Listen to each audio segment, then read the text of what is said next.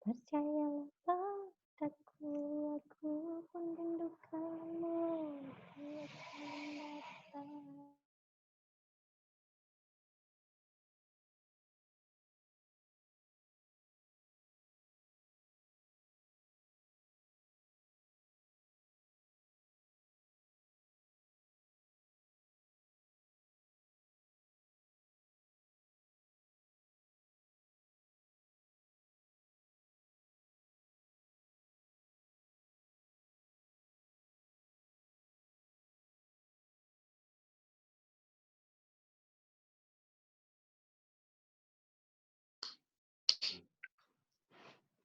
Tes 1, 2, 3 dicoba.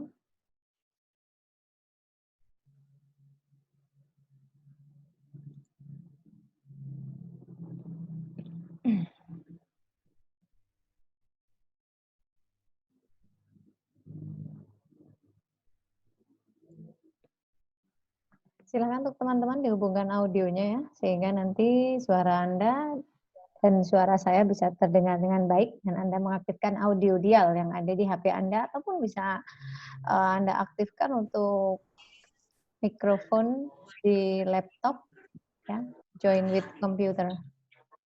Oke. Kita tunggu beberapa saat untuk teman-teman yang lain join ya, teman-teman. Kurang lebih kita tunggu 3 sampai 4 menit untuk teman yang lain join.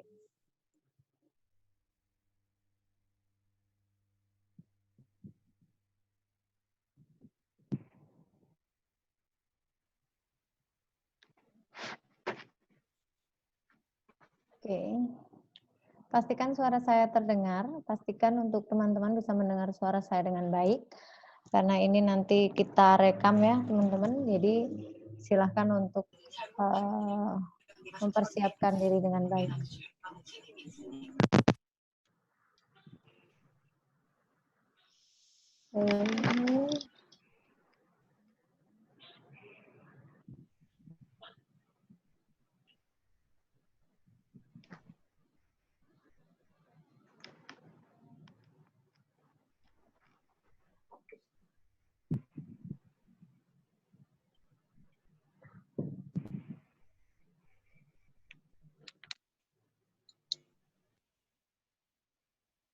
Pastikan suara saya terdengar ya, dan Anda bisa menggunakan headset atau headphone agar suara saya bisa terdengar dengan baik. Kita sambil menunggu partisipan yang lainnya, Anda bisa buka-buka untuk modul dan materi yang sudah saya bagikan via grup WhatsApp. Anda bisa mempersiapkan untuk segala sesuatunya, sehingga teman-teman bisa memperhatikan juga sambil menyimak apa-apa yang sudah saya bagikan di grup.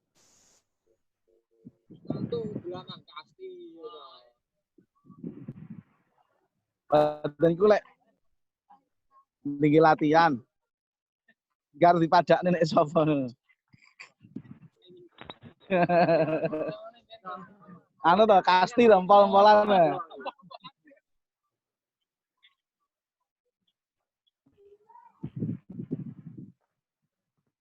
Oke, kita tunggu dulu untuk teman yang lain join. Kayaknya ini lumayan bagus daripada sinyal yang kemarin malam. Kayaknya ini lebih bagus. Kebanyakan teman-teman ada yang izin karena sakit, ada yang izin karena orang tuanya sakit dan sebagainya. Silakan untuk teman-teman bisa, nanti kita akan belajar bersama di malam hari ini tentang pertemuan kita ya. Nanti untuk record saya berikan ke teman-teman semua setelah selesai Vicon.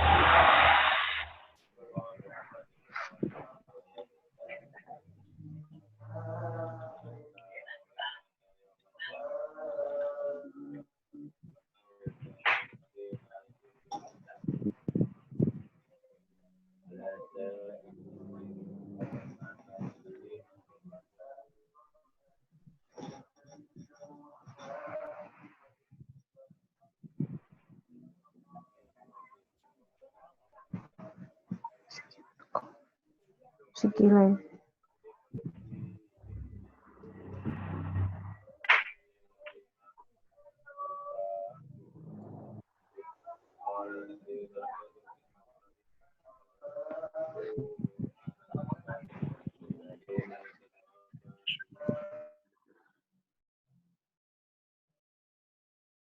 Oke teman-teman, kita akan memulai lagi dalam beberapa saat lagi untuk pertemuan kedua di Vicon pada malam hari ini.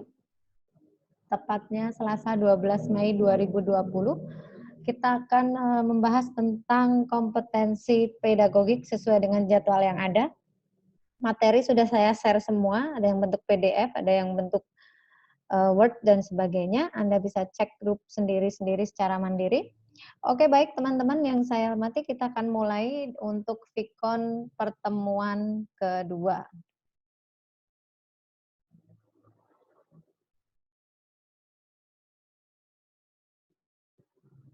Oke, Assalamualaikum warahmatullahi wabarakatuh. Selamat malam teman-teman semua. Kembali lagi belajar bersama Kak Yunina, SKB Guru SD 2020. Pada malam hari ini, tepatnya 12 Mei 2020, kita akan belajar bersama mengenai kompetensi pedagogik dan record nanti bisa Anda lihat di link YouTube yang nanti aku bagikan. Oke teman-teman, kita langsung share screen saja untuk pembahasan materi pada malam hari ini. Di sini teman-teman sudah saya sediakan dalam bentuk PDF ya, ada PDF, ada Word, lengkap sekali. Dan materi-materi juga sudah saya, oke saya stop dulu ya videonya biar tidak terlalu. Oke, ini untuk materi di sini tentang kompetensi pedagogik. Materinya modulnya udah banyak sebenarnya ya, tinggal Anda silahkan untuk nanti mempelajari saja. Di kompetensi pedagogik ini bagaimana cara guru, kemampuan guru dalam, ini di sini dia mengatur bagaimana pembelajaran yang ada di kelas. Jadi meliputi RPP-nya seperti apa, kemudian dia siapkan model pembelajarannya seperti apa, dan media-media yang dia gunakan untuk mentransfer ilmu dari guru itu sendiri kepada siswa. Nah, di sini untuk kompetensi pedagogik, aku kasih untuk jurnal yang paling bagus ya untuk kita baca-baca. Nanti barangkali ini banyak yang keluar. Aku juga siapin untuk Undang-Undang Guru dan Dosen ya, 14/2005, karena di situ akan sering dimunculkan soal-soal seperti itu. Kemudian teman-teman untuk selanjutnya di sini akan saya bahas ya, ada 10 kompetensi ya, inti dan subkompetensi yang ada di kompetensi pedagogik. Yang pertama itu adalah, Anda bisa melihat sendiri ya di sini ya. Oke. Untuk kompetensi pedagogik yang pertama, yang perlu Anda tahu ya di kompetensi pedagogik sebagai seorang guru. Yang pertama itu adalah menguasai karakteristik peserta didik. Jadi yang menguasai karakteristik peserta didik itu bisa kita lihat dari segi aspek fisik, moral, spiritual, sosial, kultural, bahkan emosionalnya. Oke. Kemudian di sini juga ada yang kedua, kita bisa lihat ya, menguasai teori belajar dan prinsip pembelajaran yang mendidik. Jarang banget guru SD tahu teori belajar ya. Kalaupun dia tahu secara konsep mungkin di perkuliahan, iya. Tapi kalau dia praktekkan di lapangan kadang tidak. Jadi akhirnya dia pakai metode atau model-model pembelajaran yang konvensional, yang mungkin sekarang sudah nggak dipakai lagi di era milenial seperti ini. Oke. Yang ketiga adalah mengembangkan kurikulum yang terkait dengan mata pelajaran. Keywordnya di sini adalah kurikulum. Padahal bagaimana kita tahu kalau orang mengembangkan kurikulum, entah itu badan yang terkait dengan pengembangan kurikulum di pusat, itu dia pasti akan memperbaiki kurikulum itu setiap tahunnya karena harus sesuai dengan perkembangan zaman.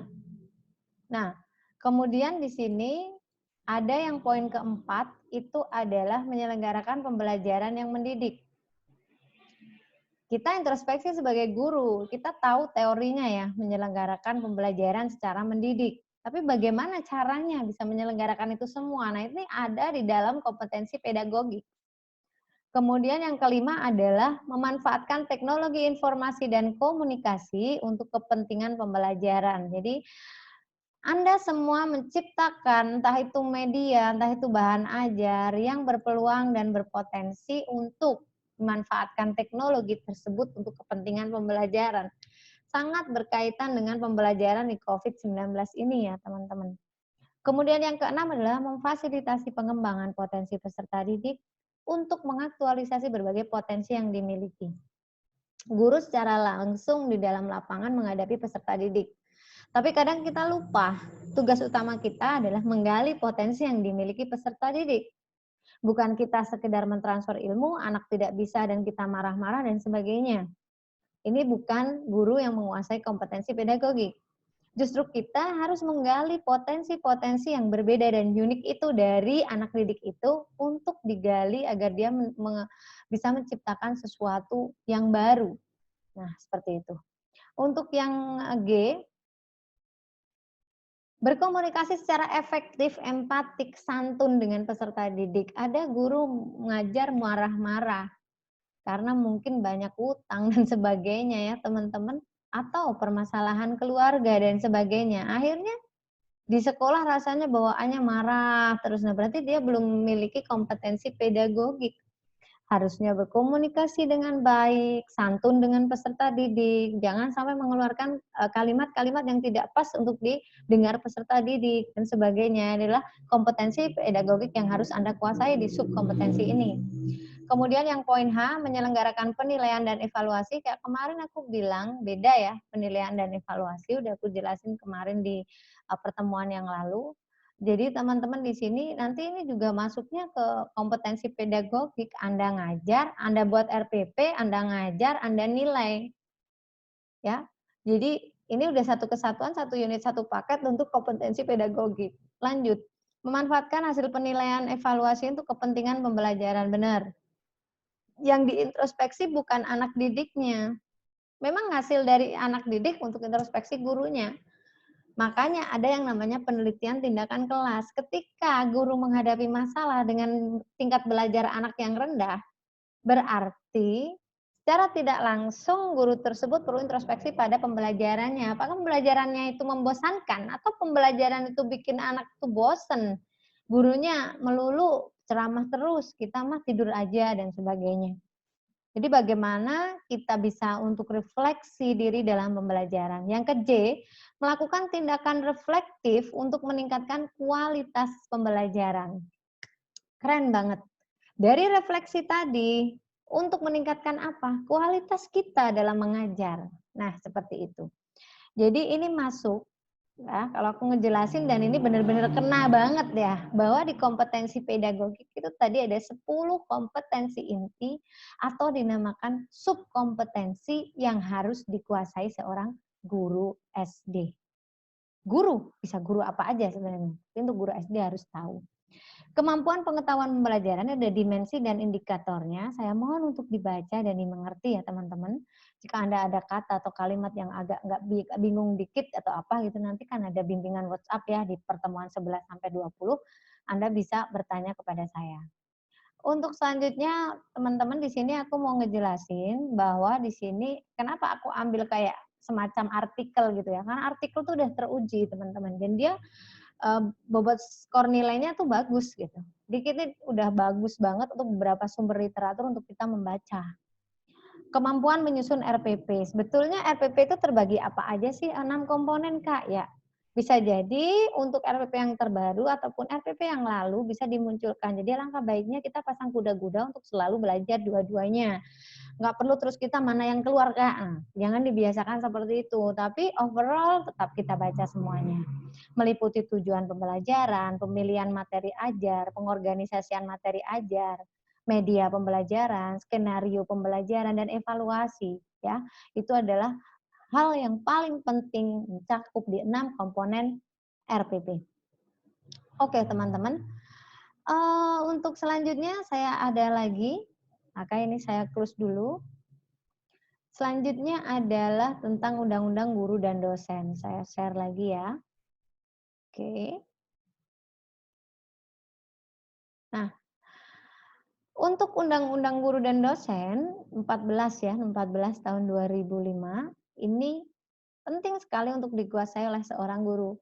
Ketika saya tanya kepada Anda semua ya, guru itu apa, dosen itu apa, bedanya itu apa? Nah, itu udah ada di pasal 1, teman-teman, poin 1.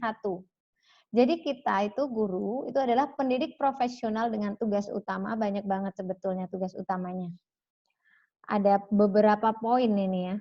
Jadi di sini banyak sekali yang perlu kita tahu ya. Untuk di sini yang perlu kita tahu adalah guru pendidik profesional dengan tugas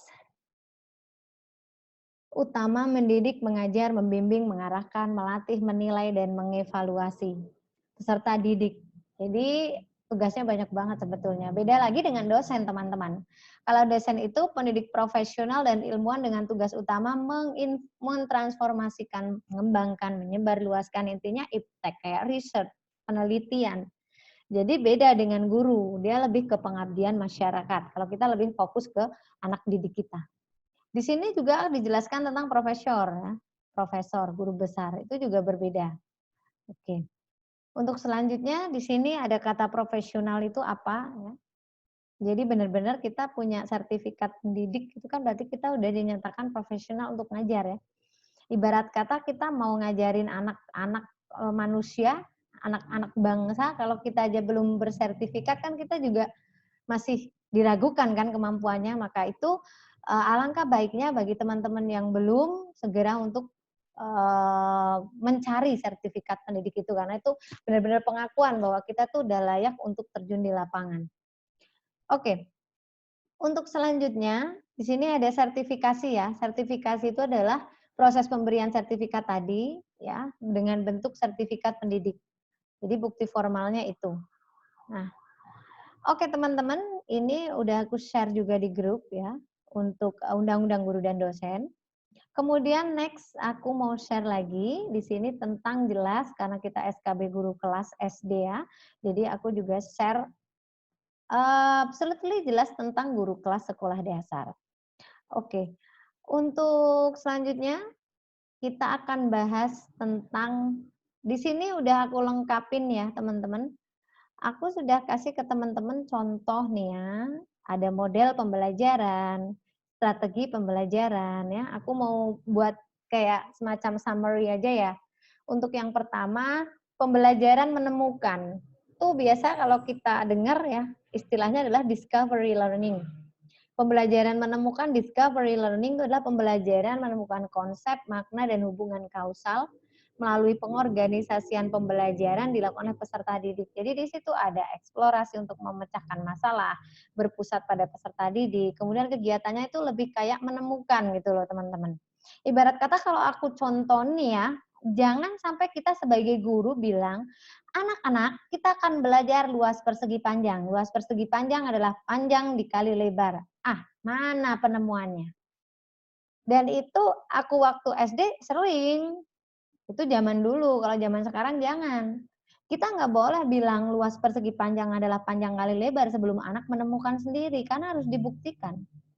Pembuktiannya itu melalui apa? Step by step. Pertama, peran guru di sini hanya sebagai pembimbing. Ya, tidak boleh memberitahu, harus pembimbing. Dia nanti conclusion-nya pun anak, karena ini adalah penemuan. Kemudian yang kedua, peserta didik secara aktif dia sebagai ilmuwan, dia yang menemukan. Kita nggak boleh untuk campur tangan. Apapun hasil penemuannya, nanti kita cross-check di akhir melalui diskusi kelompok dan sebagainya. Sharing, brainstorming bareng-bareng. Kemudian untuk yang ketiga, bahan ajar disajikan dalam bentuk informasi, bisa kayak menghimpun, membandingkan, mengkategorikan. Jadi benar nggak sih bebek itu masuk ke hewan ovipar? Bisa nggak bebek itu masuk ke ovovivipar dan sebagainya? Ini masuk ke membandingkan, dia kategorikan sendiri-sendiri, dia analisa sendiri-sendiri, baru dia buat kesimpulan. Inilah yang namanya discovery learning. Jadi ketika kita membuat RPP dengan langkah-langkah pembelajaran menemukan atau discovery learning, maka tahapannya nggak boleh juga dibolak-balik. Ya, tahapannya harus sesuai dengan tahap 1, 2, 3, 4, 5, 6 karena dia memiliki sintaks. Nah, di sini udah ada jelas ya deskripsinya setiap tahapan itu apa. Barangkali nanti akan ditampilkan di kompetensi pedagogik soal SKB tentunya panjang juga. Anda mengajarkan ini dengan cara apa? Kalau discovery learning kenapa dan sebagainya. Kemudian selain model-model yang ada di dalam diktat atau modul ini nanti akan disediakan tentang media pembelajaran. Sebenarnya ini sudah ada di S1, S2 ya. Bahkan nanti kalau kita mau ngambil gelar doktor untuk S3 pun masih saja kalau untuk pendidikan dasar kita masih utek-utek tentang ini, utak-atik tentang media belajar dan sebagainya. Oke, untuk media pembelajaran saya rasa nggak begitu banyak sekali masalah ya, karena di sini paling tentang media itu bentuknya seperti media teks, audio, visual, bergerak, seperti itu ya. Kemudian untuk perencanaan pembelajaran di sini udah ada, aku kasih tahu ke teman-teman semua di modul. Ini udah ada Undang-Undang Nomor 20 Tahun 2003 tentang Sisdiknas, pasal 1 angka 1 menyatakan bahwa pendidikan usaha sadar terencana untuk mewujudkan suasana belajar agar peserta didik aktif. Ingat, peserta didik aktif. Jadi bukan gurunya yang aktif. Saya pernah ya ngajar sehari itu, saya cuma duduk, keliling, menilai, membimbing. Jarang misalkan saya disupervisi terus saya banyakin ceramah, jarang sekali. Karena justru yang seperti ini nilainya plus. Kenapa? Anak didik yang dia berusaha, yang mencari, dia yang menemukan, dia yang membuat conclusion, kesimpulan akhir, dia pun yang mencatat di papan tulis untuk conclusion. Nah, inilah bedanya. Kemudian untuk teman-teman di sini udah lengkap sekali ya. Nanti misalkan Anda bingung ya, Kak, bedanya dengan project based learning itu apa dengan discovery learning gitu ya. Discovery learning itu lebih ke menemukan, dia menemukan sebagai seorang ilmuwan. Beda istilahnya dengan project based learning. Kalau project itu berarti ada karya. Guru itu menyuruh anak untuk buat karya, entah itu karya tentang PLTA, entah dia karya tentang gunung meletus, tanah longsor, tapi dia itu project, ada karyanya gitu. Kalau discovery belum tentu ada karyanya dong. Dia bisa aja nyari perbedaan ovipar, vivipar, ovovivipar, hewan-hewannya yang termasuk itu mana. Bisa jadi. Atau menemukan rumus, bisa jadi. Jadi nggak harus ada karya. Tapi kalau project based learning itu bedanya dia harus ada karya di dalamnya. Oke teman-teman, untuk selanjutnya model-model dan sebagainya sudah ada di situ ya. Misalkan nanti kita ada bimbingan WhatsApp di pertemuan 11-20, Anda bisa bertanya kepada saya. Dan di sini sudah ada contoh RPP, ya, RPP tematik kelas 1, tema kegemaranku. Oke, pembelajaran 3. Silakan nanti untuk dilihat contoh RPP-nya. Barangkali nanti Anda disuruh beberapa komponen dalam RPP. Ya. Ini dia menggunakan model discovery learning. Pendekatannya saintifik ya, yang 5M itu, mengamati, menanya, dan sebagainya. Kemudian ini langkah-langkah pembelajarannya, sudah lengkap banget ya, sampai akhir. Oke, ini saya close, kita menuju ke soal-soal. Jadi, teman-teman, setelah kita mantap untuk membaca materi, kita masuk ke soal-soal dan sudah saya share di grup. Ada yang belum ada kunci dan pembahasannya dan sebagainya. Jadi ini PR untuk Anda. Jangan terbiasa untuk selalu diberi pembahasan, dikunci dan sebagainya ya. Tapi Anda semua harus berusaha mencari dulu bagaimana baiknya dan sebagainya. Nanti kita bisa discuss ketika bimbingan WhatsApp. Karena ada bimbingan WhatsApp 11-20. Ini untuk menanggulangi teman-teman yang sinyalnya tidak ada. Mohon maaf juga jauh dari tower. Dan juga mungkin terkendala di kuota. Jadi untuk itu silakan nanti untuk pakai WhatsApp itu kan lebih efektif ya. Zaman sekarang udah semua pakai WhatsApp. Saya juga udah nggak pakai SMS lagi. Untuk kompetensi awal pedagogik, ini ada contoh soal uji ya. Dan tanda panah ini sudah menunjukkan jawabannya. Nanti tolong di cross check. Ya, jangan juga percaya dengan jawaban gitu. Jadi misalkan Anda mau cross check, mau dikerjain ulang lagi itu juga masalah. Karena ini yang aku sajikan di sini ada 100 soal dan di sana ada 100 soal lagi, banyak banget soal di sini. Silakan untuk kalian kerjakan dengan baik. Untuk yang pertama itu ada kemampuan proses berpikir untuk mengoperasikan kaidah-kaidah logika, tapi masih terkait dengan objek bersifat konkret. Merupakan ciri-ciri kemampuan anak berusia. Kalau di sini kita lihat ya, setiap mengerjakan kita tidak boleh membaca secara keseluruhan dengan pelan-pelan. Trik yang pertama, Anda harus selalu fokus dan mata Anda dari sebelah kiri sampai kanan itu agak cepat. Kemudian Anda langsung begini, cari kata kuncinya cepat. Kaidah logika, konkret, kemampuan anak. Udah, langsung Anda cari ABCD di sini yang sesuai dengan apa yang Anda tadi temukan. Nah, konkret. Oke. Operasional konkret itu adalah anak usia SD. Oke. Jadi kalau anak usia SD, otomatis dia nggak mungkin tahap orok dong. Baru lahir udah konkret, nggak mungkin kan? 27 juga, jadi 7 sampai 12 tahun. Nah, seperti itu. Jangan sampai kita terlalu lama, kelamaan dalam satu soal, tapi kita ntar, aduh kasihan di nomor yang lainnya juga. Gitu ya teman-teman ya. Kemudian misal di nomor 2, kegemaran anak, saya perbesar lagi. Kegemaran anak akan dongeng atau cerita yang bersifat kritis, seperti kisah perjalanan riwayat para pahlawan, dan sebagainya merupakan ciri-ciri anak berusia. Seperti itu. Jadi bisa ya. Untuk selanjutnya kita akan menuju ke ini 10 sampai 12 tahun ya. Kemudian untuk nomor 3 menggunakan potongan, sapu lidi, kelereng, globe, gambar-gambar yang menyangkut pembelajaran. Kemudian serta IPS sebagai media pembelajaran adalah sesuai dengan tahapan perkembangan berpikir anak yang dikenal sebagai tahapan. Oke, ABCD bisa Anda baca dulu. Jangan langsung percaya dengan kuncinya ya.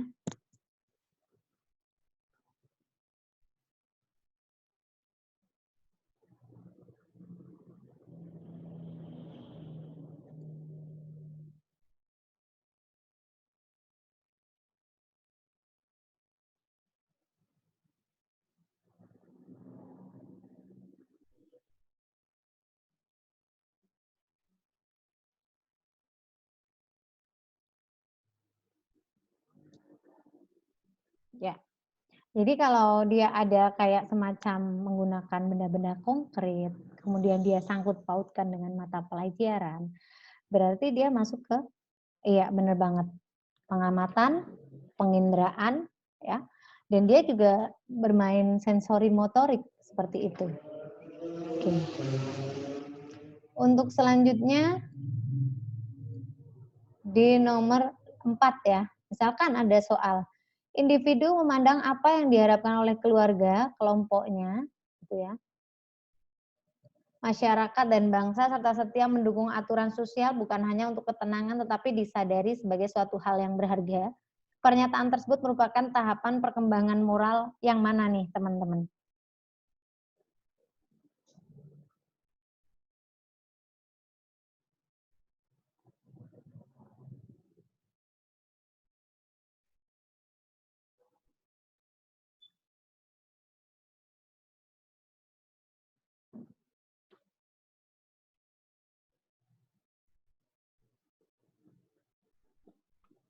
Ya, ini untuk pre-convention, conventional, and post-conventional, interconventional, ini sudah lengkap ada di modul ya, teman-teman. Jadi, alangkah baiknya nanti Anda bisa buka modul, kemudian Anda masuk ke soal-soal. Kalau sekarang kan waktunya sangat longgar ya, karena Juni ini kan masih beberapa daerah yang menyelenggarakan. Bisa jadi di daerah Anda bukan Juni, tapi Agustus dan September. Itu bisa jadi. Tapi untuk area Palembang dan sekitarnya itu sudah Juni ya, sudah pasti di bulan Juni. Jadi untuk kita mungkin bisa jadi di bulan Juni, Juli, Agustus atau September di 3 hal itu. Silahkan untuk dipelajari ya. Konvensional itu berarti dia sangat-sangat memandang apa yang diharapkan oleh keluarganya, ya. Dan dia masih setia dengan aturan-aturan sosial. Seperti itu tahapan perkembangan moral anak di dalam konvensional. Kemudian untuk nomor 5 ya, pandangan paham ketuhanan diterangkan secara nasional berdasarkan kaidah-kaidah logika yang bersumber pada tanda alam. Sebagai pengejauhan tahan dan keberadaan keagungannya merupakan tahapan perkembangan anak, moral keagamaan anak masa apa. Ya, kalau dia hanya pandangan paham seperti itu, ya dari tanda-tanda alam gitu ya, misalnya udah sore nih, terus misalkan dia sholat maghrib dan sebagainya, itu berarti dia masih kanak-kanak. Seperti itu. Oke teman-teman, ini sudah dijawab semua ya, sampai nomor, banyak banget pokoknya, sampai akhir ya. Nah ini udah dijawab semua dan ini udah oke ini udah upgrade untuk waktunya.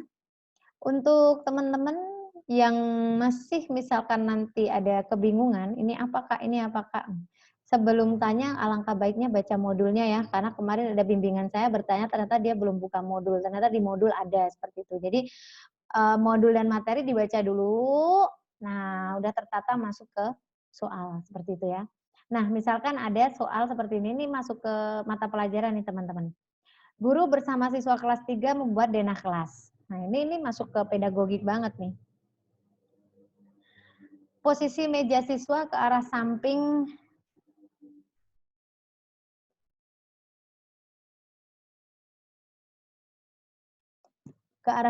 digambar sebagai garis horizon, datar dengan notasi huruf A sampai D, lazim sebagai sumbu Y, sedangkan susunan meja siswa ke belakang ditandai dengan angka 1 sampai 5, sebagai garis vertikal lazim sebagai sumbu X, sehingga sekarang tiap siswa mengetahui posisi masing-masing meja pada posisi huruf dan angka berapa. Denah kelas yang dibuat tersebut dapat dipergunakan sebagai alat bantu pembelajaran apa? Kaitkan keterampilan siswa yang ada di dalam soal. Jadi kan soal seperti ini ya, panjang. Nah, keterampilan di sini yang diinginkan itu yang mana gitu ya? Karena kata kuncinya adalah denah kelas. Ya. Kemudian dia gambar vertikal sumbu X dan sumbu Y. Ini masuknya matematik. Ya, berarti ada A, B, dan C. Ini nggak usah kita hiraukan. Kemudian di sini ada keterampilan IPA, IPS, bahasa. Kalau kecenderungan membuat denah kelas, berarti dia masuknya ke keterampilan bahasa. Nah, seperti itu. Jadi kita nggak usah lama-lama dalam satu soal ya, jangan sampai 1 menit, beberapa detik aja. Anda baca sepilas, cepat, cari kata kunci, and then choice opsinya. Salah satu yang menurut Anda benar. Jangan terlalu lama di dalam satu soal. Kalau soal itu sulit, tinggal aja. Kita mencari soal yang menurut Anda benar. Karena masih ada sisa waktu, Anda kerjakan lagi. Oke. Oke teman-teman, kemudian untuk yang selanjutnya di sini ada lagi ya. Nah, sebuah sekolah dasar di suatu wilayah berdekatan dengan hutan alam, sebuah sungai dan danau kecil. Keadaan alam ini dapat dimanfaatkan oleh guru sebagai media konkret untuk menanamkan pemahaman mendalam para siswa tentang konsep apa. Jelas ya? Karena dia ngomongin tentang hutan alam nih, ada sungai, ada danau, dia masih ke penampakan buatan seperti itu ya. Jadi silakan untuk dipas-paskan di sini mana-mana yang sesuai dengan ini yang ada di dalam sini ya. Oke, silakan untuk teman-teman nanti dicek ya page 1 until selesai sampai page 10 sampai 50 soal ini, dan masih ada soal yang lain. Kalau Anda bisa lihat share-sharean saya tuh kan banyak banget ya. Jadi silakan untuk dipelajari, banyak sekali. Ini adalah kompetensi pedagogik, barangkali besok lagi aku ada lagi, nanti saya berikan lagi ke Anda semuanya. Oke, waktu udah selesai untuk saya penyampaian, dan untuk waktu tinggal 6 menit, saya berikan waktu sepenuhnya untuk sesi tanya jawab. Bagi Anda semua yang ingin bertanya, saya berikan kesempatan untuk bertanya. Bagi yang kehilangan sinyal ya bagaimana lagi ya, namanya sinyal mau dicari dimanapun juga kalau nggak ada bakalan nggak ada gitu ya. Beda dengan beras, kalau kita ada uang kita bisa cari beras gitu. Kalau nggak ada uang ya nggak bisa cari beras. Jadi sekarang beras udah sama dengan sinyal sama kuota nih ya, udah kebutuhan banget di pembelajaran daring. Oke teman-teman, waktu tinggal 5 menit 46 detik, silakan untuk yang ingin bertanya boleh bertanya dengan menghidupkan speaker Anda. Atau Anda bisa nulis di kolom chatting untuk bertanya tentang kompetensi pedagogik. Memang untuk kompetensi pedagogik itu banyak ya Kak ya, tidak sedikit. Karena kompetensi pedagogik itu adalah tadi mencakup 10 subkompetensi yang ada, sehingga perlu kita ketahui di situ tidak hanya satu mengenal karakteristik anak saja, tapi bagaimana menuangkan ke dalam sebuah RPP, RPP dilakukan dalam sebuah pembelajaran, kemudian penilaian dalam pembelajaran, selesai direfleksi. Seperti itu. Oke teman-teman, silakan untuk dihidupkan speakernya. Waktu saya berikan sepenuhnya ke teman-teman semua. Waktu tinggal 5 menit untuk sesi tanya jawab. Terima kasih.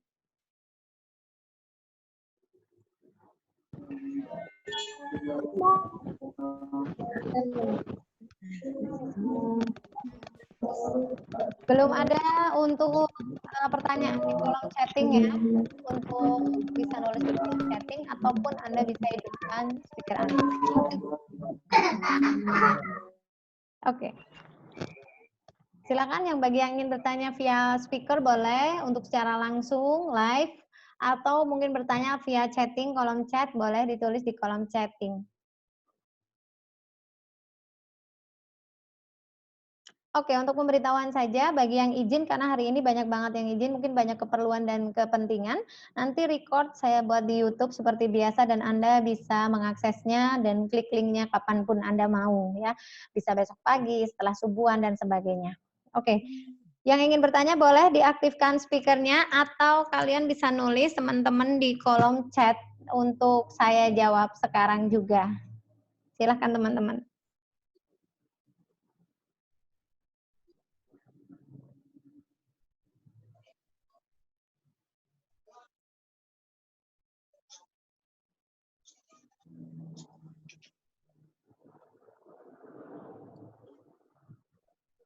Oke, ini ada yang bertanya di WhatsApp ya. Ada bertanya untuk Oke, kalau kalian udah masuk di Zoom terus kemudian keluar lagi itu berarti sinyal ya. Jadi kemungkinan besar itu sinyal. Ya gawe dhewe. Kemudian ora maksudnya nek memangan di garu dhewe. Ada pertanyaan dari Kak Armansyah. Kak, mengerjakan pedagogi kuncinya bagaimana ya? Karena rata-rata jawaban hampir sama. Contoh kayak soal cara mengkondisikan kelas dan pakai metode apa saja yang tepat dalam mengajar. Oke. Kalau jawaban hampir sama, kita kembali lagi ke soal tadi, Kak. Strategiku adalah kita ambil poin, bullet-bullet poin, kata kuncinya itu yang mengarah ke opsi. Sebetulnya untuk cara mengkondisikan kelas, guru memiliki cara yang sendiri-sendiri. Tapi efektif nggak itu sesuai nggak dengan soal yang diberikan. Nah, misalkan Kakak Arman memiliki soal, Kakak bisa juga share ya, untuk, oh seperti ini tuh gimana sih Kak Ivina jawabnya dan sebagainya.